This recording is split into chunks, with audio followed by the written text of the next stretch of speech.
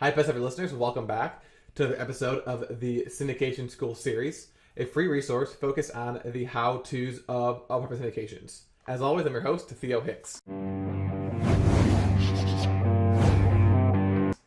So, as you know, each week we air 2 podcast episodes that are part of a larger podcast series that focus on a specific aspect of the apartment syndication investment strategy. And for nearly all of these series, we offer some sort of document, spreadsheets, a template for you to download for free.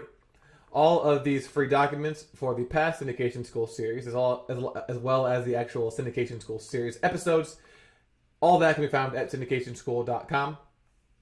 This is going to be part 2 of a series we started yesterday, or if you're listening to this in the future, the podcast episode before this one, entitled How to Asset Manage a Newly Acquired Apartment Syndication Deal. At this point in the process, you've gone from being a complete noob to actually closing on your first deal, and now we are going to go over exactly what you need to do in order to make sure you're able to successfully implement and execute your business plan. So as I mentioned yesterday, this is going to be the longest time frame of the entire process, most likely, because this is when you buy the deal to when you sell the deal, which could be 5 years, 10 years, or maybe even longer. So these are the things that you need to do in order to ensure that the deal is successful during those 5 to 10 plus years. And we began by giving a general overview of the top 10 duties of the person who's responsible for asset managing the deal. We went through the first 5 yesterday, or the podcast episode before this one, in part 1, and we're going to go over the next 5 today. So just to review what we went over in part 1, the first 5 duties we went over was number 1, to implement the business plan, which involves reviewing the financials on a weekly and monthly basis, and then comparing that to your budget to determine any discrepancies. Number 2 was to have the weekly performance reviews with your property management company, and we offered you the free weekly performance review template that you can send to your management company so they can fill it out so you can track all of the KPIs, the key performance indicators. Number 3 was making sure you're sending out the correct investor distributions on time. Number 4 was to manage the renovations, so manage the interior and the exterior renovations. And then number 5 was maintaining the economic occupancy rate. So make sure you check out part 1 so you know specifically what you need to do and what the best practices are for those first 5 asset management duties. And today we're going to finish off the top 10 with duties 6 through 10. So duty number 6 is going to be the investor communications. Now, as I mentioned in part 1, these asset management duties aren't going to be solely the responsibility of just the asset manager, right? This is not, every single aspect of these duties are not performed by the asset manager. Most of them are in tandem with the management company, and then others are in tandem with the person who's responsible for raising capital, if that person is different from the asset manager. And investor communications is one of those. This is going to be a team effort on these investor communications. So obviously, just like you notified your investors of the new deal, you notified your investors of the you presented the conference information at the conference call. You notified investors of the close. You're also going to want to notify your investors of updates on an ongoing basis. So for Joe's business, what he does is he provides a recap email to his investors each month that recaps the activities of the previous month. So we just sent out our June recap emails in July.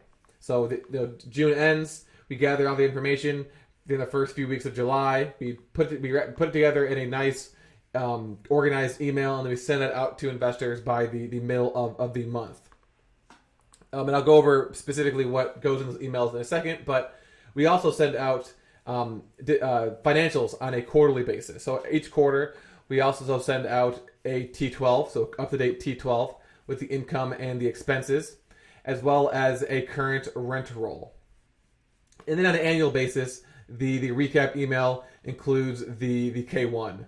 So that is the tax documentation that you provide to the investors so that they can file their taxes properly. For that, you want to make sure you talk to your CPA so you can determine exactly when they are going to prepare and complete these K1s. So you let your investors know, starting January, starting with that update that goes out in January, when they can expect to receive these K1s. More specifically, here are the things that we include and that you should probably also include in your monthly email.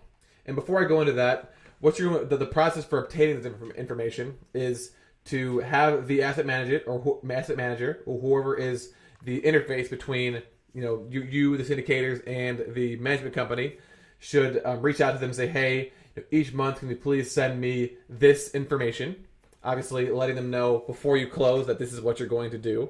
So you set expectations so that when you close, you don't say, oh, hey, by the way, on a monthly basis, can you send this and this? The majority of the information is actually going to be included in the weekly performance review document that we talked about in part 1, and that is the free download. So technically, you could just use that, but it's still nice to make sure that you're getting the most up-to-date information. So when you click send, you know that you've got the best and most current data for your investors. But so the asset manager will get that from the management company, and then the asset manager will forward that on to the person who's responsible for raising capital, because you want the person who raised the capital from that person to be the person that's responsible for the ongoing communication to them. Just because it'd be weird if for the first 6 months, year, however long it was, they're talking to Joe, and then all of a sudden once the deal closes, they're talking to some random Billy Bob Joe, and they don't really know who that is. So kind of keep the communication consistent with your investors. And then obviously the person who is responsible for writing these emails will obviously send these emails out as well. So now I've got that out of the way, what actually goes into these emails? So here's a kind of a checklist that you can use in order to make sure you're including all the relevant information in the email. So number one, what you would want to lead off with is any information about them getting paid. So if you're doing monthly distributions, then in that first recap email, you want to explain to them or remind them, because the information should already be in the investor guide, how they're going to get paid, how much money they're going to get paid, and when they're going to get paid. So something as simple as, welcome to your first recap email. As a reminder, download the investor guide for information on the timing of distributions, tax timing, etc. Expect to receive your first distribution by this date. Since we close on this date, it's going to cover, so for example, let's say you close on June 15th, 2019. You'll say you'll receive your first distribution by the end of August. It will cover the time you own the property from June 15th to July 31st. It'll be, and then after that, what's it going to be? Well, after that, it'll be whatever your preferred return is on whatever your frequency is. So if you're doing monthly, you can say it'll be a prorated 8% preferred return each month. And then you also want to explain that, and this is only if you're doing this, that every 12 months we're going to evaluate the performance of the property to determine if we can distribute money above that preferred return. So you remember, you've got your preferred return most likely, and then a profit split most likely. So you distribute that 8% preferred return. At the end of the year, let's say you've made 9%. Then you can tell your investors that, hey, we'll say you projected 9% and you made 10%. Then you can tell your investors, at that 12-month point, say we've owned the property for 12 months. We evaluate our performance. I know we projected a 9% return to you, but we're actually able to hit a 10% return. So in your next distribution, in addition to your normal 8% prorated return, you're also going to receive an extra 2%. And then say, for example, if you invested $100,000, it will be this much money. So really, you want to lead off the email each month with any information regarding them getting paid. And that'll change each month, obviously. And then for the months where it's just a regular 8% prorated return or whatever your preferred return is, you don't need to say that every single month, right? Just set expectations in that first email, and whenever it changes is when you want to actually disclose the information. Next, you'll want to include, if it's the quarterly basis, you want to include a link to the actual financials. So what we do is we have a Dropbox folder for each property, and any relevant information, pictures, links, whatever, goes into that folder. And then in our emails, we'll copy that Dropbox links and hyperlink that in the email so they can click on it it'll open up their web browser and they'll be presented, boom, with the financials, or boom, with a picture. And then from there, you want to also make sure you're including occupancy information. So you want to explain what's the current occupancy and then what's the pre-lease occupancy. And if you want to go above and beyond, something else you can do is make sure is track each month to see if your occupancy is going up, so that if it does go up, you can mention that in bold. So you can say, our occupancy rate has increased to 95%, up from 94% last month. Or even better, our occupancy rate has increased for the third straight month from this to this. And you also want to mention what the pre-lease occupancy is, so that number one, your investors know the expected occupancy is going to be from the end of the month. Just because the current snapshot is great, but what are we trending at? Is it trending upwards? Is it trending downwards? Is it trending the same? Plus, if you have a in the beginning when your occupancy level is a little bit low, they'll be able to see that, okay, well, it may be in the below 90% right now, but by the end of the month we're expected to be at 95%, 90+%.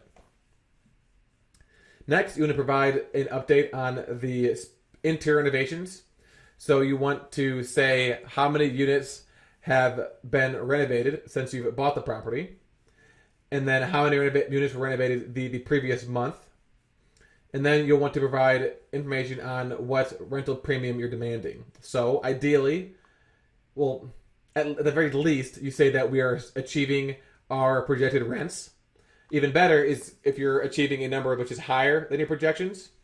And if you remember back in the episode about the investment summary, when you're presenting the deal to investors, you want to make sure you're conservative with your rental premium numbers, so that you can say, hey, we are projecting a $100 increase in rents based off of our renovation program. Properties in the area that have undergone similar renovation programs have seen an increase of $150. That way, if the deal still makes sense at $100 and you're able to get $150, that's just more money for you and your investors, and more positive information you can include in the email. And then, in the beginning, you're going to want to also, in one of the beginning months, maybe once your model unit is done, or if you don't have a model unit, just once one of your first units are renovated, to send your investors some pictures. Right? You don't want to just be a bunch of words. Investors are going to want to see exactly what you're doing to those units. So you provide them a picture of the kitchen, the bathroom, the living room, things like that. Next, you're going to want to talk about the other improvements, the other CapEx projects that are going on at the property. So, for example, you can say that we've installed all the carports, and we plan on leasing them at $25 per space, which will increase our net operating income by whatever dollars per month. Or we just rebranded our property to ABC Apartments, and are in the process of designing a new monument sign. And then in 3 months, once that monument sign is done, you can say our monument sign is installed. Click here for HD pictures. So not only do you want to provide updates and make sure that these are consistent each month. So if during the first month you talk about 10 different things, you want to make sure you continue to bring those 10 things up until they're done. And then once they're done, you want to provide pictures of the completed project.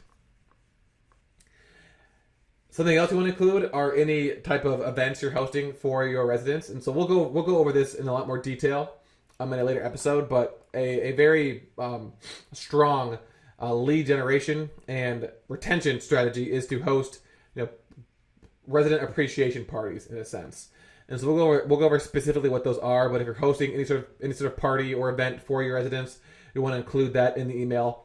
And then lastly, any news item that's relevant to the market that the deal is located in. So if a new company has moved to the area, you can say, hey, Amazon just opened up a new distribution center, which for they're investing $100 million, planning on generating 1,000 new jobs, and hey, it's actually a short 10-minute drive from the property. This reinforces our thoughts on the continued strength of the market. So that's really an exhaustive list of things you can include in your email. You can include all of that. You can brainstorm more things to include in the email. You can include less things. It's really up to you. That's what we include in our updates each month. And yeah, so you can use that as a guide to creating your own emails. A few extra things to think about for these emails. So number one is the timing. So make sure you set expectations with your investors about the timing of these updates. So whatever you tell them in the beginning, in that investor guide or in your closing email, in regards to the frequency of these updates, make sure you're actually doing that. So if you say we're going to send updates each month by the 14th, then make sure you send updates each month by the 14th. If you say the updates are going to include XYZ, make sure the updates include XYZ. If you say that you're going to send these emails out by a certain date, make sure you're not waiting until the day before to write the emails, especially starting out. Eventually you can get to the point where you could probably write them, with a few days notice. But at first, the second the month ends, you want to get that data from your management company within the first few days, or whenever they have the data inputted, and then you want to instantly start working on those emails so that you can send them out on time. And sending them out earlier is even better. Then a few other things, and I kind of mentioned some of these already, but I'm going to just kind of reiterate. These are some important milestones. These are things that aren't something that's being included in every single month. It'll be something that changes in your emails throughout the year. So as I mentioned, at the end of each quarter, you're going to want to send your investors the financials. So you're going to send them a rent roll and a profit and loss statement.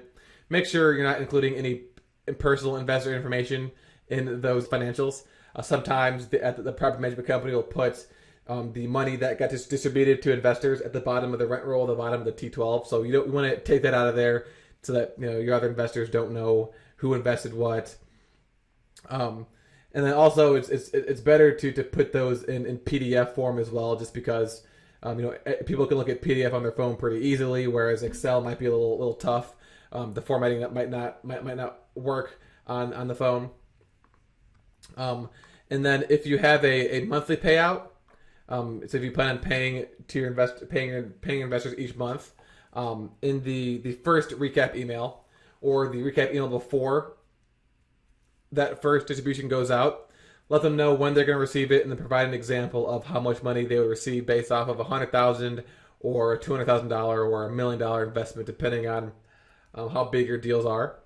If it's a quarterly payout, in your first email, mention when they should get that pay in the first recap email, and then in the email before they get that month before they get their first quarterly payment, make sure you let them know, hey, this is when you're going to receive your payment, and here's how much to expect to make based off of an example.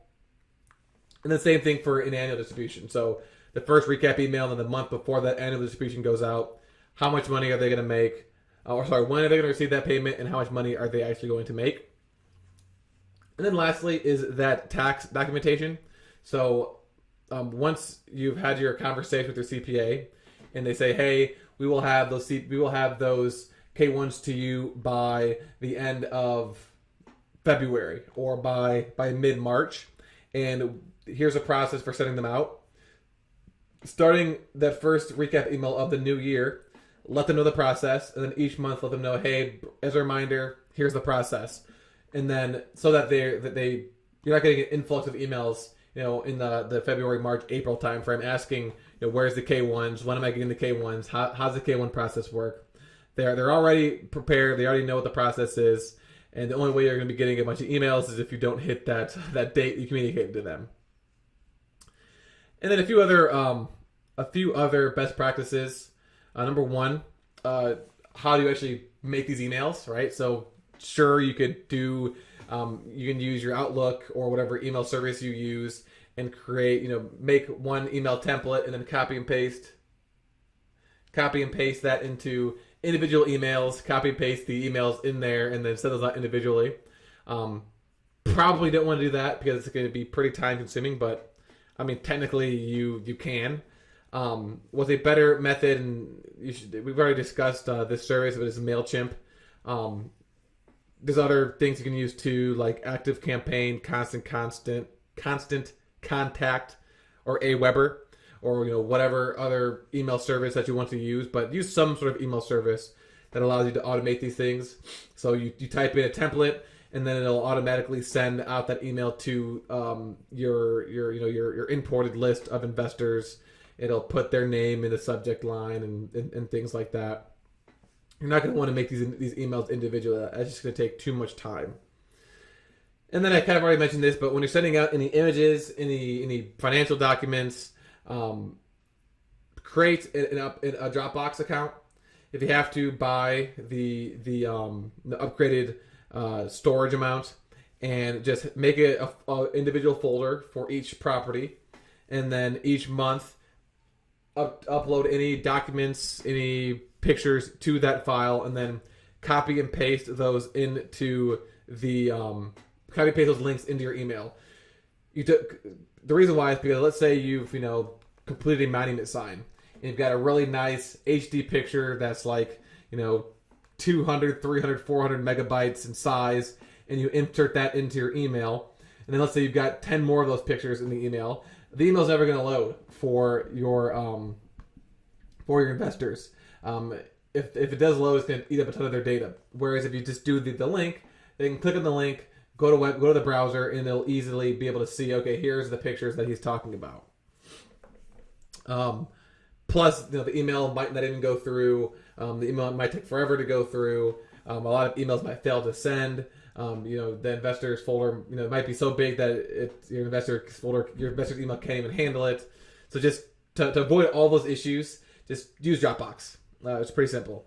And I also mentioned the thing about converting the financials to PDF as well. So that was just one duty that I went over, the investor communication. We're going to go ahead and stop there for today, and we will wrap up the remaining asset management duties next week, and then we will move into more specifics on some of the top 10 asset management duties that we discussed. Just because, again, I wanted to do first kind of a general overview of what your responsibilities are, and then kind of not necessarily go through each one and go into more detail, but just kind of provide overall, hey, here are some more things you should be thinking about when you are asset managing your property. Until next week, I recommend listening to part 1 for sure to learn about those first 5 asset management duties. And we talked about number 6 today, and we'll do 7 through 10 next week. Listen to the other syndication school series we've done so far. This is series number 20, so you've got 19 other syndication school series to listen to get all caught up. As well as download the free document that we gave away in part 1, which is that weekly performance review.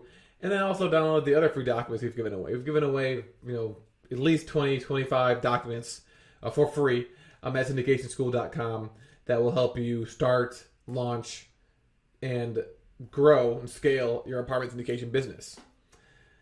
Thank you for listening, and I will talk to you next week.